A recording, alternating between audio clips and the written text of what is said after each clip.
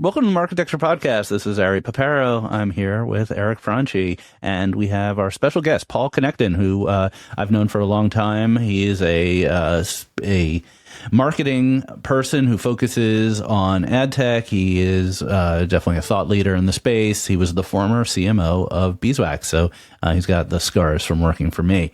You know Paul pretty well, Eric, right? I do, yeah. Paul, we might call it a serial CMO.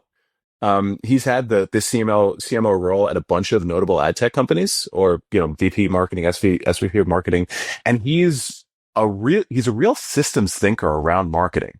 He doesn't think about like, all right, let's like make this post, let's do these tactical things. Like, he really thinks deeply about marketing. I think he brings like a very good perspective. So I'm excited to have him on. He's a fun guy, so I'm sure we're gonna have fun talking to him. Absolutely. And so we are getting ready for Marketecture Live, which is coming up in, I can't believe it's coming up like 7-8 weeks. So first of all, you should buy tickets, marketecturelive.com. But more importantly, we have a lot of people's favorite part of the show, the Startup Showcase, and we're opening that up. So tell us what's going on, Eric. Yes, we're running it back for the third time now, the Startup Showcase. Past participants and winners include Streamer.ai. Mafi showed the world Streamer.ai. Marketecture 1 was acquired by Magnite. We had MadConnect win the People's Choice last one. I actually invested in a company I first saw at Marketecture Live. It has not been announced yet. It'll be announced over the coming weeks. That's exciting. Yep. I didn't know that. Yeah. ML1, we just wrote the check a few weeks ago. So outcomes are produced from being on stage at Marketecture Live. And as of probably this morning, we're making our call for startups. So if you are a startup that is building AI-based ad tech, particularly aligned with the theme of the conference around the changing of the consumer behavior. So you're building for CTV or gaming, you're building for performance, you're building for measurability, you want to be at Marketecture Live. The basically criteria is very simple: Series A or earlier, be an ad tech startup, build for those types of categories. We want to see, something aligned with the theme of the conference. We're going to pick 6 finalists. You're going to be able to present. You're going to be able to be in front of all sorts of influential people, and we'll pick 2 winners. The winners by the judges and the winners by the People's Champ. I'll be posting, Sonia will be posting, Ara will be posting a link on the socials with the form to fill out. Encourage you to fill it out. I think we've got a couple of weeks for submissions, and we'll announce the finalists early February, and it's going to be fun. I can't wait.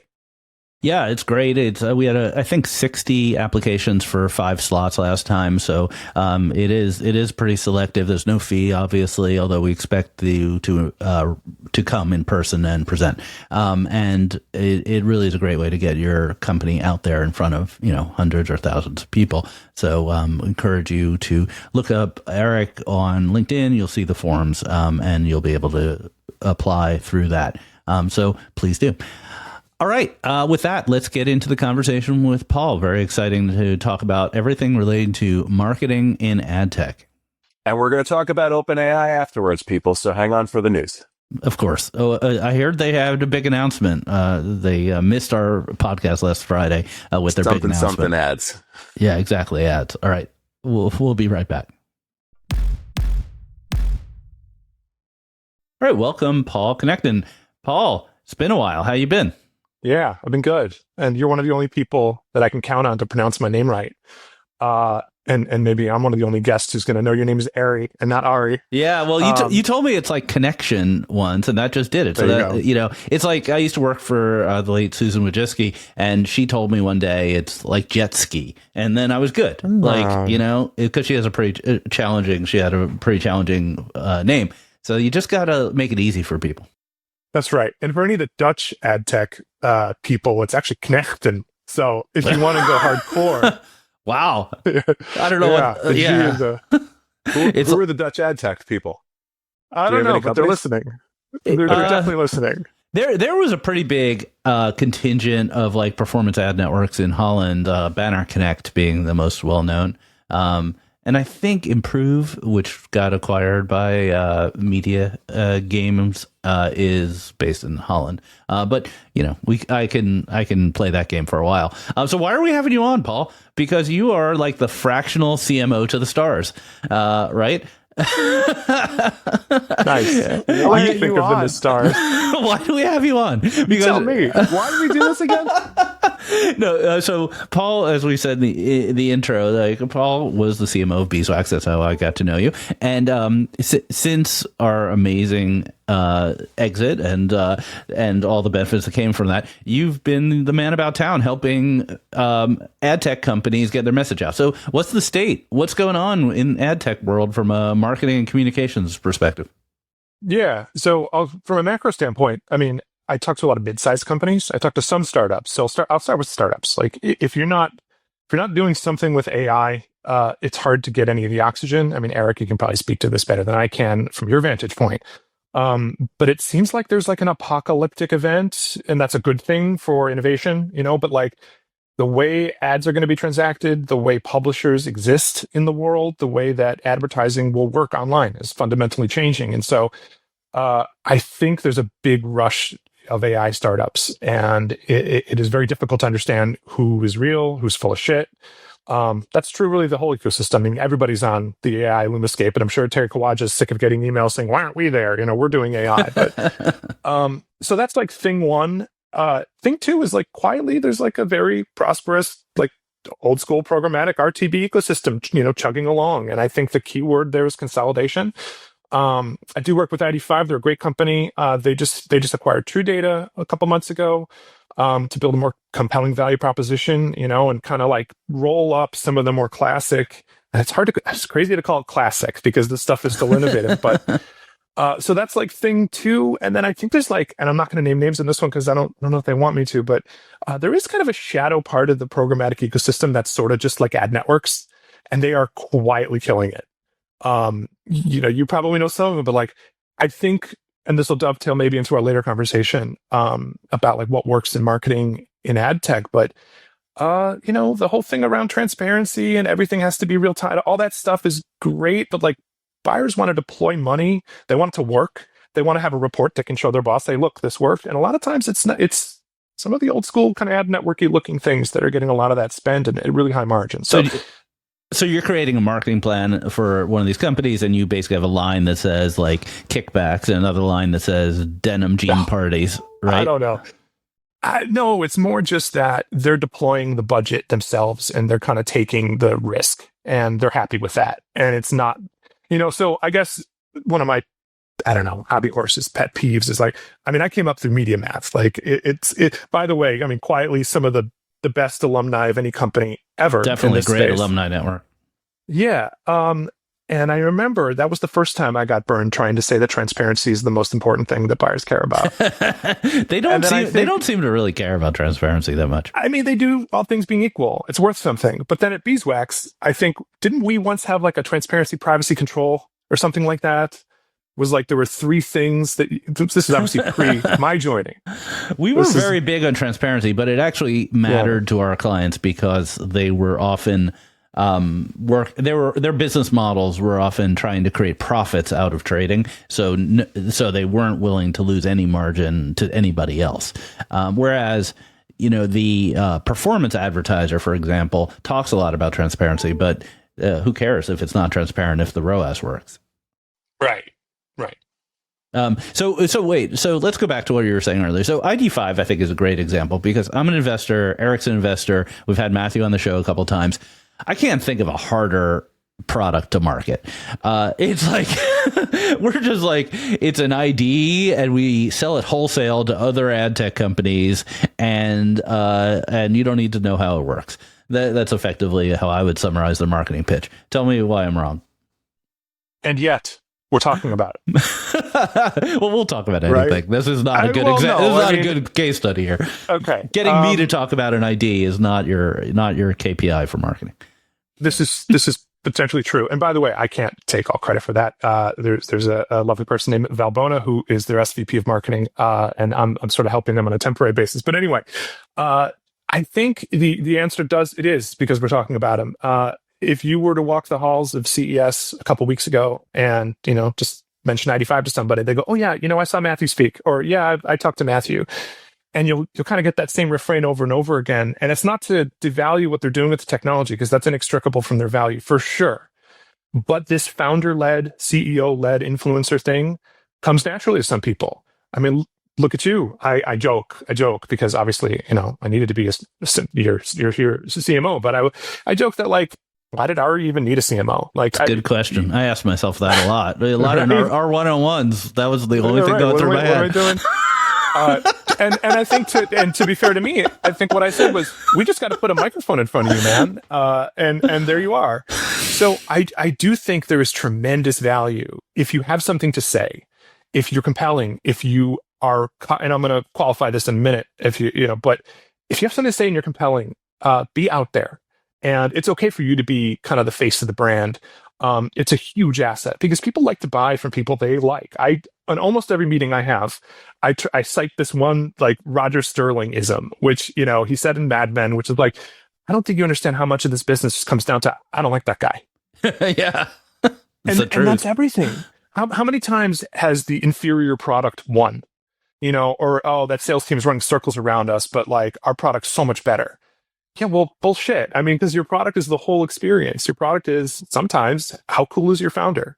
How interesting is he? How does he make me feel as a customer? Is he teaching me something? Can I go to my boss and be like, oh, I met with Matthew, or I met with, whoever?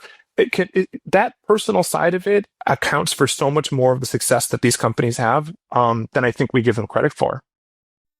What a great way to package that thought up, which is the product is not just the product. The product is every single touch point, which includes, a well-known, essentially kind of like well-liked, famous founder, and it becomes part of the experience. I never really thought about it that way. Well, Joe Zappa, your partner on the other podcast, he talks about this like founder evangelist thing all the time, right? Yeah. Do we think this is an ad tech? Is this an ad tech specific thing? Because we all are going to the same conferences and stuff. Or if I'm selling, like, I don't know, AI driven cloud software, do I also have to be an evangelist CEO? You don't have to. Here's the thing. It certainly helps. We can all think of examples of companies, again, who are quietly killing it, or they're doing great marketing without that advantage. It's becoming more rare, though. We are in, like, this attention economy where it really is. If I was a VC, if I was you, Eric, I'd have a hard time investing in a CEO that wasn't personable enough to be able to play this game. I just think you're starting with a disadvantage rather than, like, Ari, you're starting on third base the next, if you found another company, and that does make a huge difference. But I mean, Brian O'Kelly can, from just saying something, he can make it true. The value of that, I think, is just immeasurable. But I think that one caveat is you really have to ground that in whatever your customer wants to buy. Like, I think the mistake we make is I know this is a little crude, but I call it the circle jerk. Like, there is an ad tech circle jerk to an extent where we really get excited about posting about what each other's doing on LinkedIn and X. And, like, again, this is where something like transparency can sometimes be a red herring. Just harkening back to Media Math, I'm not naming names, but, like, you need to do the actual work of, or you hire me to do the work of understanding, like, what pain are you solving and what do your customers think that sounds like? And then you can go and be an evangelist and tell them about the future. But if you're just going to tell them about what you want them to think and what you want them to hear, unless you're Ari, unless you're Brian O'Kelly, like, you're going to have a hard time at that. Because you're not, like, it's just based on what you think. And I think that is a mistake, and that is unique to ad tech that we tend to do. Some companies think they're way smarter than their customers are.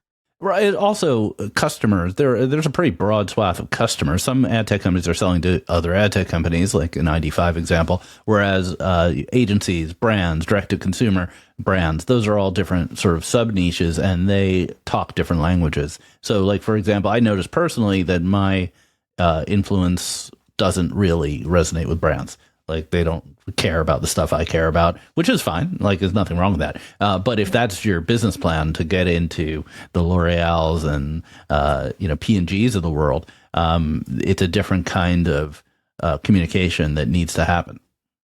Yeah, I would challenge you to the extent that that's true, though. I think you uniquely do bring a perspective about the way things work, that at least from my tenure as your CMO, I saw quite a bit more interest from actual people with budgets than, 9 out of 10 of the ad tech companies. And look, if you're just selling to other ad tech companies and you're not expanding that circle, that's hard. That's hard to make a business out of that. And you're also really high risk because, this whole thing that we got going is like, it's dependent upon the budgets that are coming from the buy side at the end of the day. It depends on the publishers that they're buying from. And we're in the middle. Like, that's where we sit. And so you really do have to find a way to be relevant to both of those sides if you're going to have a durable business that's going to grow. So let's talk about the buyers. Like, how do you reach these buyers, agency buyers, brand buyers in today's environment? Is it mostly tentpole events, be it Cannes, Marketecture Live? I threw in a plug there, etc. Or can you reach them with media? March 10th and 11th, please buy a ticket. Some tickets are still available. Yeah, exactly. What's the current state of play? Okay, so I think there's really two main channels that matter right now. The first one is obvious. It's LinkedIn. We talked about that, like being an influencer and posting on that. We scroll on our phones all day long, and like it or not, a lot of these folks are opening LinkedIn. They all have profiles. You know exactly who they are, how you can reach them. You know what they're posting about. You can go comment on their stuff. Like it's kind of a gimme. It's like a big conference that's really annoying that we're all at, and we kind of all have to be there. And so the caveat there is, I think you're going to see way more AI slop. It is getting easier and easier as a CEO to be an influencer without actually doing anything and not without having an opinion. I think it's better than not being there. Like if you can't just post nothing unless you're like killing it and you don't need any more customers. So, but I think being authentic and having a contrarian point of view, like I remember you did this weird thing where you didn't even run it by me as your CMO, which was like, you did this like March Madness ad tech. Oh yeah, that was thing. Fun. Yeah. Okay. AI is not going to come up with that. It's not going to deploy that. Yeah. It worked because it was unique. It was your voice. It was interesting. It was kind of stupid, but like whatever. Everyone tuned in. Who's going to win? Criteo or whatever. Like it was authentic. It had something to say. So I think you do need to have that. And I think that if I was a CEO right now, I would try to free myself up so I'd have time to actually write compelling stuff, to have a point of view, to engage people, to go comment on my, prospects' posts, like to be present there. That's the first thing. Second thing is the tentpoles. I just came off of CES. You weren't there, Eric. You were there, I'm guessing. I don't know if I ran into you, but I ran into like 200 other people in the halls, some of whom don't usually answer my emails. And then some of whom I'm meeting with next week because I ran into them. But that's and buyers are there. I mean, you walk around, you'll see every major ad agency represented there. You'll see CEOs there. You'll see brands there. Like it's a big deal. Cannes the same thing. Possible, very similar. Marketecture, of course. The thing that's important, the thing that's important though is like, okay, so it's a story arc. Like CES, okay, people are getting drunk, you're hanging out, you're Monday night, you're at this bar, Tuesday night, you're at that bar. You got to kind of figure out the flow of it. But it's like, that's the beginning of the year. They're talking about what their priorities are. So you have a conversation with them. What are your 2026 goals? Like, what does it look like? Then you're going to see them at Possible, or you're going to see them Marketecture Burst. Then you're going to see them at Possible. Then you're going to see them at Cannes. Like B2B marketing is a contact sport. Again, Roger Sterling, picture him in your head. Like have drinks with them, hang out with them. They'll want to buy from you, but listen to what that story arc is on their end and build your conversations with them around filling in the blanks on that. It's not just one touch point. You've got these tentpole events, you've got whatever LinkedIn, you've got just stuff you're able to share with them. I just think be as relevant as you can and have that story arc. Don't just, kind of scattershot, try to say stuff. And again, I can't stress this enough. Like validate, figure out, talk what I do. I talk to 5 customers. I figure out what is actually their pain. What do they think about you? Base it in that. So you're not falling into we can talk about ad CP all day long. I didn't hear one actual practitioner bring it up or bring up agentic when I was at CCS. They have other priorities. Yeah. Shocking that they have other priorities that are not agentic. Despite the fact that I think it's a really important conversation. So it's like grounding it in these kind of like priorities that they actually have, I think is an important caveat to be at these events. So it's usually important. Yeah, I just want to connect two things that we talked about. The ad tech universe having this gap in between us and the brands and agencies, I think is real. To Ari's point, I think there's work that we all need to do there. And then your point on like what really matters. I was at CES. I wasn't hanging out at night. That's probably why we didn't run into each other. But I participated in a couple of closed door events. One of which was from an agency who wanted to have like AI startups, AI solutions presented to their brands. And we're talking about Fortune 50 brands, like the biggest of the biggest. And one of them, actually I can tell you, it was at Noon Research, John Hochter, who's amazing. And I think is maybe one of the industry's best translation layers in between, kind of like brands and all this geeky stuff. He's coming on the show in February or early right. March. I'm so excited. He's amazing. Poor co-CEO, but he is amazing. Anyway, he's like, hey, just here, quick grounding, show of hands, and just brands and, us as the, kind of like stewards of this and the agency, we're in the room. How many people here have heard of AdCP before I start getting into it?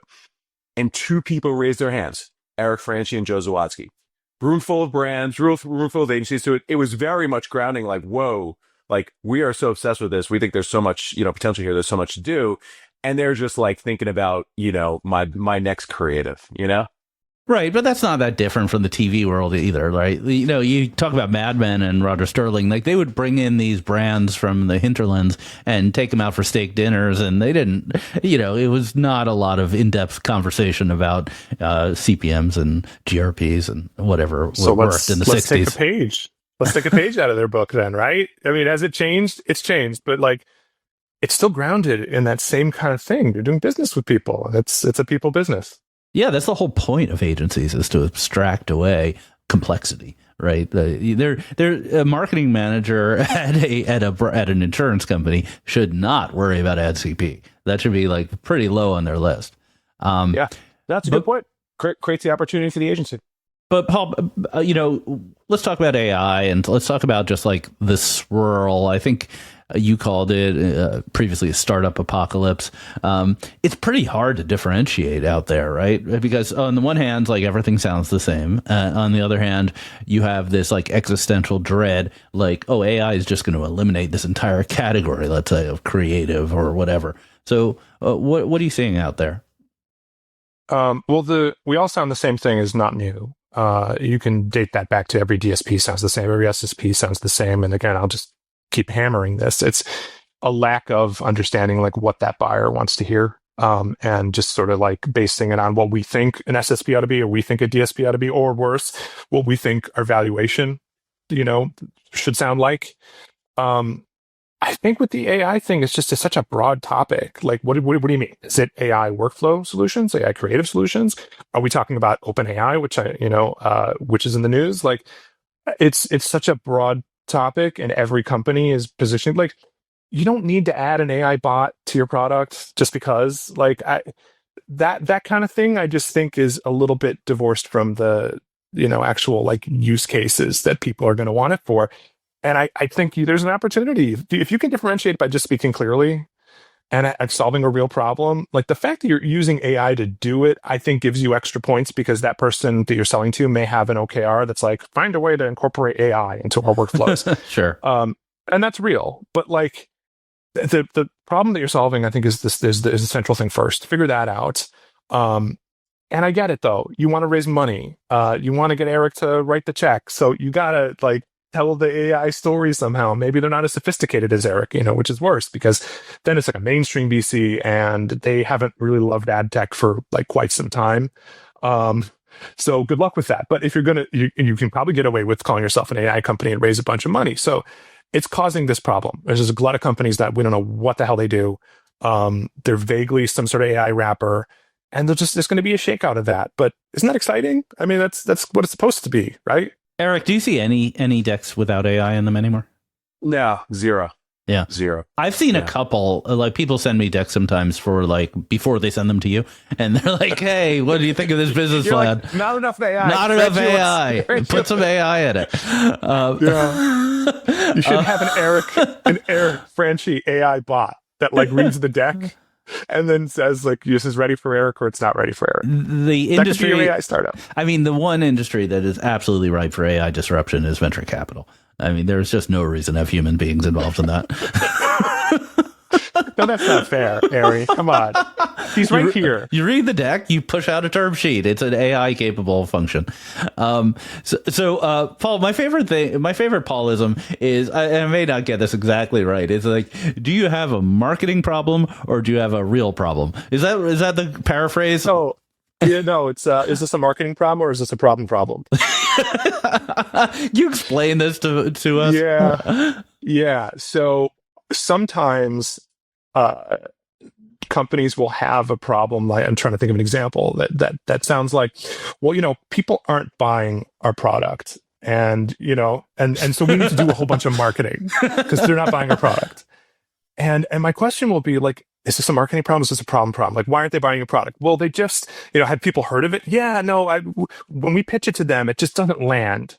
So, and that may be a marketing problem, but probably not. Like in many cases, this could be a product market fit problem, or this can be your market is too small problem. Let's poke fun at ourselves. Like at Beeswax, we made it, we had what I call hand in glove product market fit for a certain type of customer who wanted to build their own DSP. And it was just rock solid. And upon that, we had a great outcome. You built a great business. I was glad to be along the ride. But if you wanted to say, okay, now let's expand that to brands. Let's sell to a whole bunch of brands and sell them on the vision of we want to have our own DSP and own everything, our transparency and control. That's not really a marketing problem. It was not a problem of getting awareness or positioning it to them. It was literally a problem. And you can call that a product problem. You can call that a company problem. But I think like one of the biggest value adds that any good marketing strategist or marketer can bring to you is just the ability to like triage that. Like, is this actually a problem we can solve? And I sometimes call those story problems because that breaks it down. Like, is this a problem in the way we're describing it to the market? Is it a problem in the market? Like, are we just not out there? Or is this fundamentally some kind of structural problem with who we've decided is our customer versus what our product is?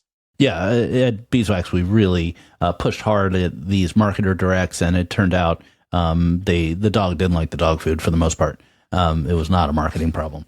So that's a good explanation, but I do like that because a lot of folks, especially who have had some success in the market, they think the expansion success problem is marketing, when in fact it might just be they've reached the early adopters and they haven't gotten to the mainstream. Right. I always say, like, if you as a founder can't sell this product to the type of customer you'd like us to market to, that's a problem. I mean, like, I think the first thing is you ought to be able to sell it on some sort of small scale to understand, like, what do they think the value is? Then we can scale that out. But if you need marketing to help get you your first customers in a particular segment, I think that's super duper risky. All right. On that note, let's call it. Let's take a quick break. Paul, thanks for those insights. You'll be back with us for our refresh news of the week, where we have a lot, as usual, AI news. It's always AI news. We should just rename it the AI news of the week. That's great. We should. All right. Back in a second. All right, everybody. It's back with the AI refresh. Only slightly kidding. So for this week's news, we have big AI news. We're going to talk about it. We're going to talk about OpenAI. I promise, folks. And we're going to talk about a lawsuit and some CTV news. So let's get into it. On Friday, so disrespectful to drop the OpenAI ads announcement on a Friday when they could have gotten so much attention with the Marketecture pod. We'll talk to Sam, later on. OpenAI announced that they are going to be rolling out an ads product. So I'll walk through it. Just kind of get the level setting in, and you guys can start to weigh in afterwards. So, what's going on? OpenAI is going to be rolling out ads in their free tier, which currently has some limitations around image generation and other things like that. And that tier will have ads. Paid tiers will not. They had a list of principles, which I think are interesting and what we'll come back to probably, that included things like answer independence. Ads won't influence answers. Choice and control, meaning you can turn off personalization. Long-term value, meaning, and this is a direct jab at Meta, we will not optimize for time spent. We'll optimize for CX and utility. Tests can be rolling out over the coming weeks. They showed some mocks of ads in context to conversations. I can attempt to put it on the screen if we want to look at it. And also in the announcement, they tipped that the ads can be particularly helpful to small businesses, obviously following along the Meta and Google route of millions of customers. Let's talk about the ads first, and then we'll talk about a couple of reactions people had from there. So give me, guys, what's your take? I think it's been obvious forever that they're going to have to dive into ads. Some folks like Eric Seufert have been talking aggressively about this. Ben Thompson has from Strategery has been very vocal about this. There's just no way to monetize a very, very large global footprint without addressing the majority of the audience who's going to be unwilling to pay. Right. So that's how you pay for things in the modern economy. There are no exceptions to this rule, with the exception of maybe Apple, but they sell their products. So inevitably, there is going to need to be ads. I don't think that they've done a fantastic job of setting this up. It feels a little rushed, feels a little ad hoc, like let's just get out there and do something. But that's how OpenAI seems to roll on all these issues. Yep. And here's I put it on the screen. Hopefully you guys can see it and the YouTube will see it. An example of the ad. And I mean, it makes sense, right? It's in context. Somebody's asking, for, recipe ideas. There's a bottle of hot sauce here. So it makes a lot of sense. Yeah. I mean, it's AdWords, right? Like, I think the success or failure of this depends on whether OpenAI, becomes Netscape, like folks are saying it could, or, I mean, this is really where Gemini is going to kill it. And I think its implication for the ad tech ecosystem has a lot to do with who winds up winning that. Google having a lot of antitrust scrutiny on it right now gives me a little bit more comfort that if Gemini winds up winning this game, that, the ad tech ecosystem as we know it is not just completely dead. But if everyone outsources their decisions on what appliances to buy or whatever to OpenAI, if I'm OpenAI, I'm, screw all of you. Like, I'm just going to build this. I'm going to do what every other walled garden did, which is I'm going to build everything I want from the ground up. It's going to be all mine, and I don't need you. And so I think that is a massive threat.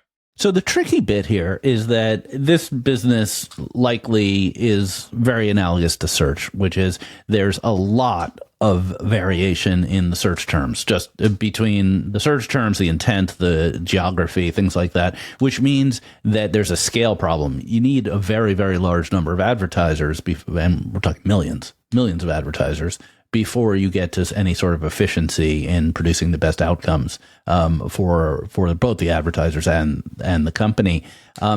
And really no one's been able to do that except, with very few exceptions, which is Google. Meta and Google. And Bing. No, Bing is there. Yeah. Bing's but Bing is much less efficient than Google, but they've got the millions of advertisers. And so I think that's part of the reason why in the you haven't gotten to this yet, but the leaks that is going to be CPM based pricing instead of CPC based pricing, which is what everyone expected, is probably a acknowledgement that these are not going to be very tightly targeted for a while. Yeah, I think that makes sense. So what Ari is referring to is, according to the information, they'll be charging not even on a CPM, on a cost per view basis, and asking for $1 million in spend commitments from brands that'll run over a few weeks. So number one, brands are going to be falling all over themselves to be first here. So they're going to have a line out the door. $1 million is nothing. And then on the other side, like, this is the way you roll it out. You roll it out on a limited basis. You roll it out with very simple pricing. I put, there's people piping up about this on X, like this is some sort of tip of the hand of, what the product is going to be. This is exactly how Google rolled out AdWords.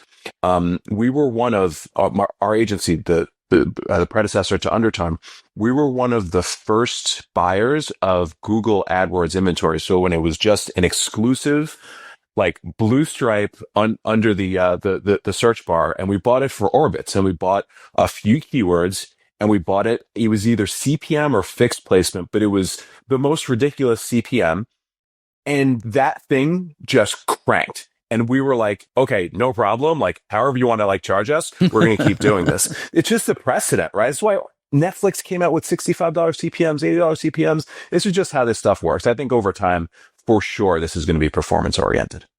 Yeah, totally agree. Snap, when they rolled out ads, I think it was $1 million minimum or $500,000. Yeah. Apple iAds back in the day was a $500,000 minimum. Yeah, $4 million or something. Yeah.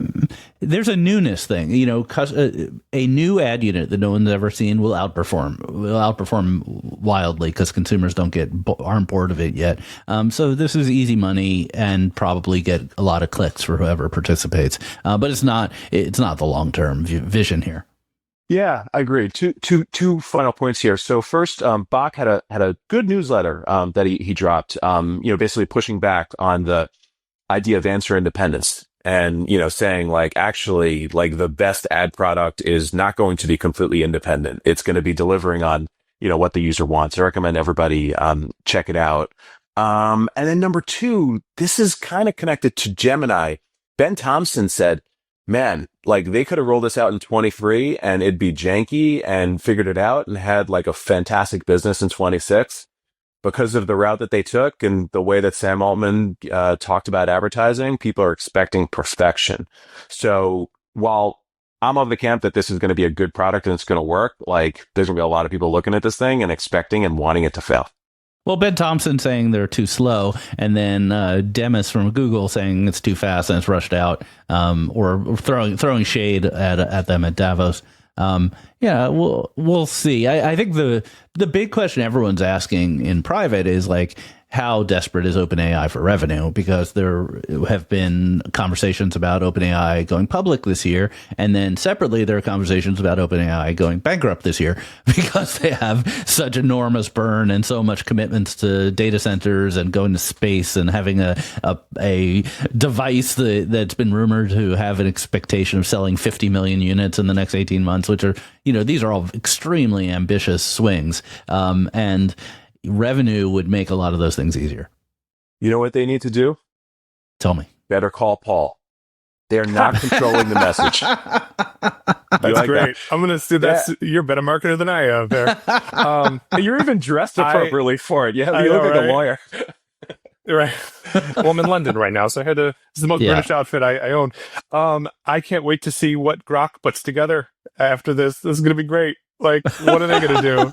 It does. I mean, X doesn't seem to care about ads at all, as far as I could tell. I mean, they make some noise that's going really well and stuff, but like, I don't see much going on there. Yeah, but it's an ego thing. I think if OpenAI gets a lot of credit for doing this, if they execute on it well and it really does drive revenue, you're going to get some like hackneyed, slapped together version of it that Grok will do. And like, I don't know, there'll be, like advertising Nazi paraphernalia or something. Like it'll be as bad as that, as far as I can tell. Let me put my logo on the side of a SpaceX rocket. That's a good ad slot.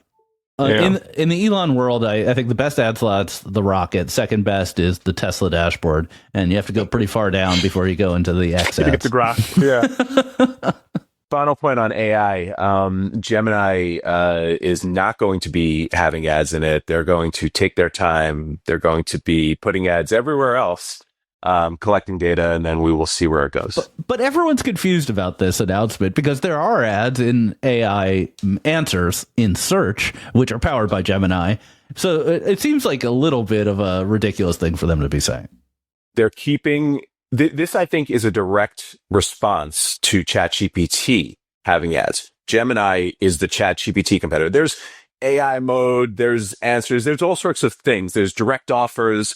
This is specifically about like, no, we're going to be follow, we're going to wait and see, and then we're going to turn it on, which I think is fascinating and probably the right way to do this. Just knowing they can react to OpenAI.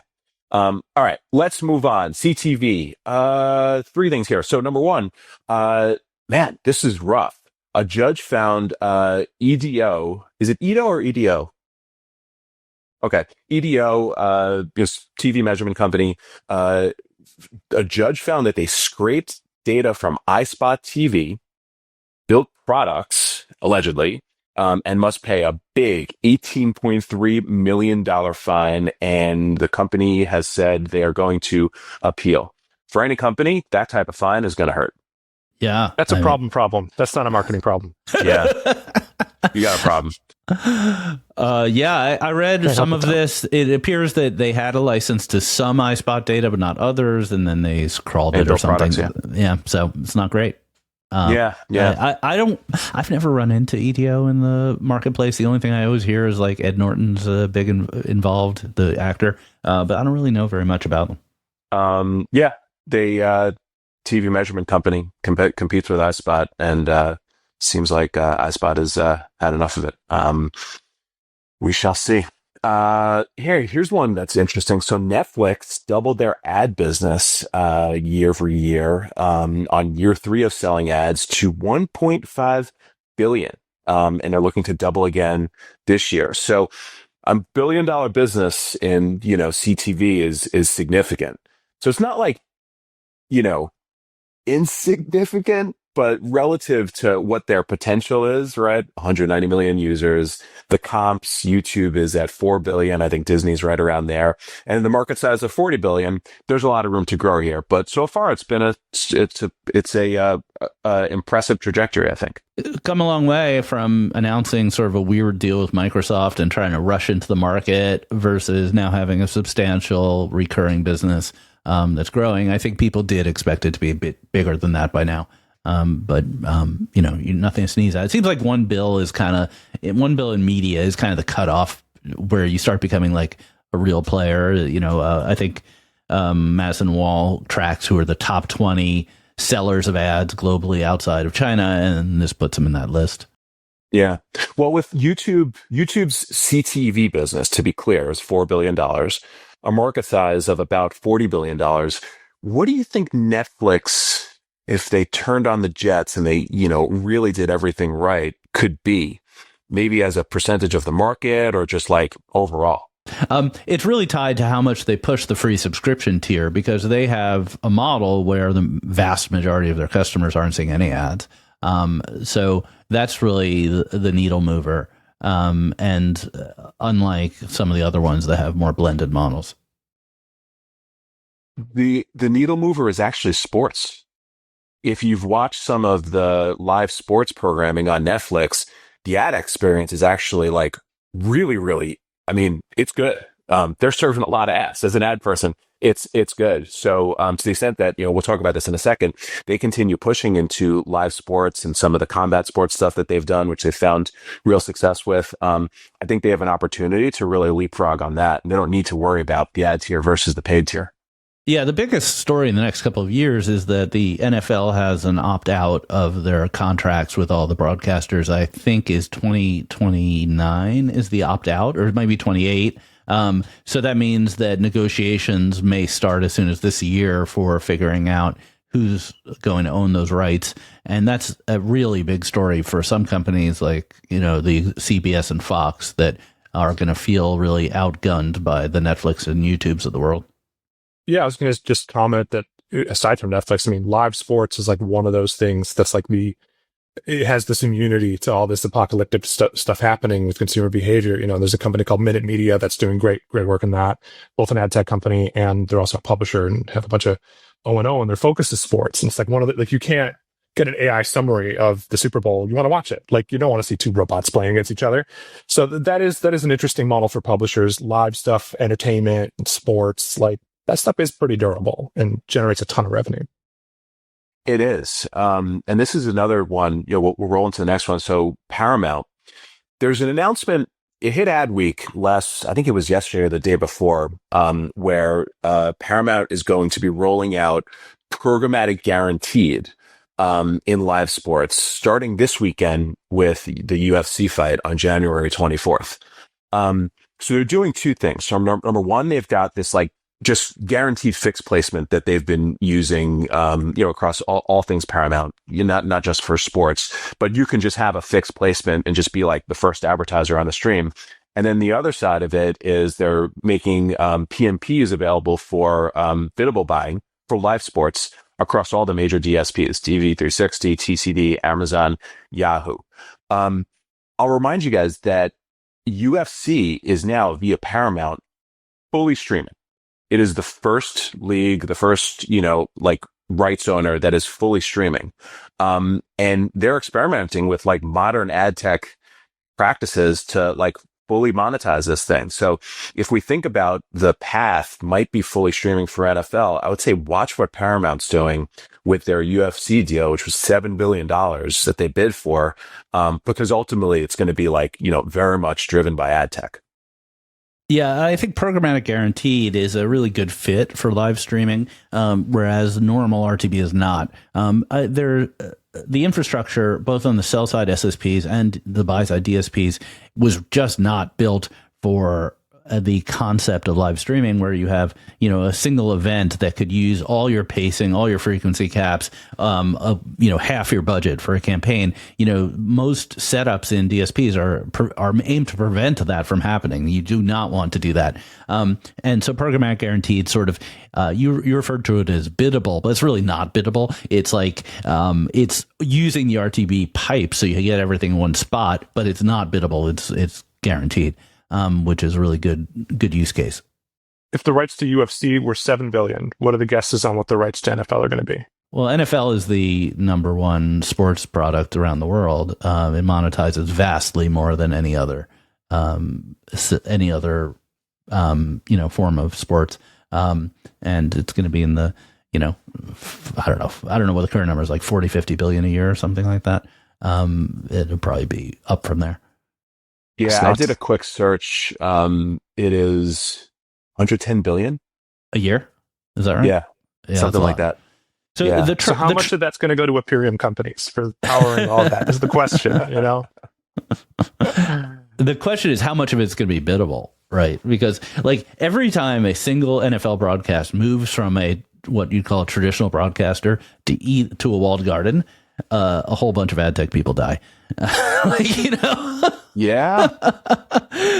Thursday Night Football, that like murdered a whole bunch of folks in blue blazers. They all just drop dead.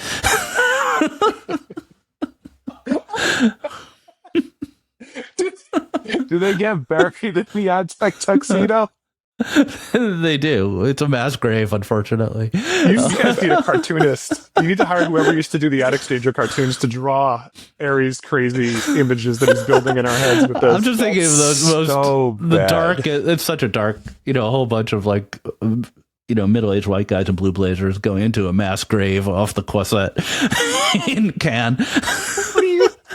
Like with a plaque that says they used to sell biddable ads and then Amazon took the rights. All right. You're going to put that into ChatGPT and generate an image after this and make that the image for this podcast. We are definitely not going to do that.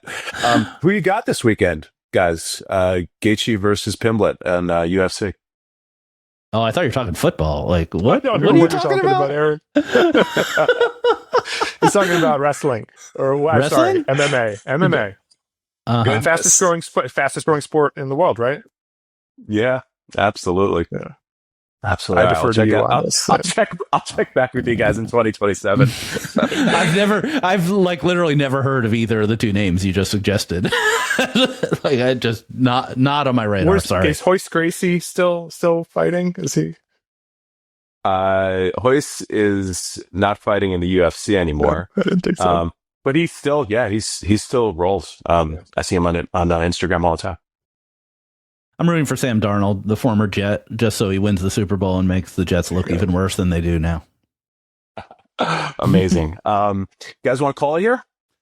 Let's give a shout out to Gamera. Sure, absolutely. So Gareth Glazer, can we say friend of the pod? Yeah, maybe a frenemy of the pod. I mean, he hates ad tech, so Okay, all right. You stole the punchline. So Gareth Glazer, longtime ad tech practitioner and founder. He founded RTK, which was acquired by Magnite. He has a blog and he's got his screen name Gareth Hates Ad Tech. And it was announced this week that he has a new ad tech company called Gamera, and Aperium, a specialist ad tech fund, and TTD's TD7, the corporate venture arm for the largest independent ad tech company, both invested in this guy who says he hates ad tech. Gareth doesn't hate ad tech. Gareth hates what's bad about ad tech, and he is a missionary on trying to fix it. And I'm excited and happy for him. What does Gamera do? Think of Gamera. So the origin of the name, I'm sorry. It's like, there's some sort of like niche, content, like, I don't know, like a movie or something like that. What Gamera, the startup, is doing is, they're building like signals for the open web. Think of it a little bit as kind of like next generation of Sincera, what you might have done if you wanted to go long here. In an age where like buyers, need like more high quality signals to both identify quality inventory, but then identify performant quality inventory. He's building that. So implementing directly with publishers, building a set of unique signals. His mission is to like take money from Meta, Google, and Amazon and bring it to publishers. And he showed me some incredible data that shows if you do this right, like the open web can be as performant as walled gardens. The thing about Gareth, which, this is a pattern that I haven't seen too many times, but when I've seen it, it's turned into like something is, he challenged my thinking so much on a category that, like, all of us are questioning. And he came with data, he came with receipts, he came with passion, and such a contrarian approach that we were very compelled. All right. He's part of the AppNexus mafia. Hard to bet against some of these like hackers that popped out of AppNexus, got the training under Bach, or training is a broad word, but a lot of successes, Triple Lift, Sincera, etc. So that's always a good bet. Yeah, yes, right. Yeah, I'll take it. All right, I'll end it there. Yeah, well, thanks everyone for listening. Paul, thanks so much for being here. Thanks for having me.